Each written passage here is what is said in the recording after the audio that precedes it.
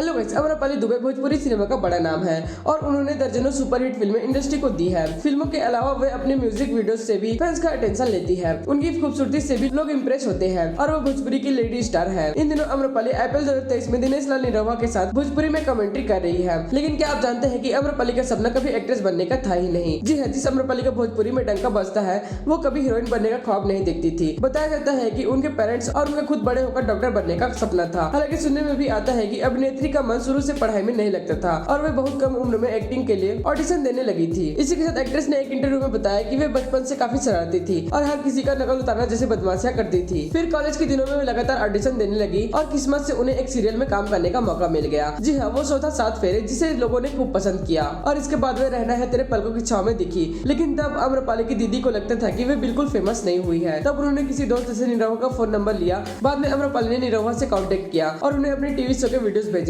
तब दिनेश लाल यादव ने एक साथ आम्रपाली के कई वीडियोस देखे जो उन्हें पसंद आए। फिर क्या, अगले दिन निरहुआ अपनी अगली फिल्म के लिए टीम से कहते हैं कि हीरोइन मिल गई है और तुरंत आम्रपाली को साइन कर लिया गया। जी हाँ, एक्ट्रेस को निरहुआ के साथ पहली फिल्म में निरहुआ हिंदुस्तानी में बतौर लीड काम मिला और इसके बाद उन्होंने कभी पीछे मुड़कर नहीं देखा।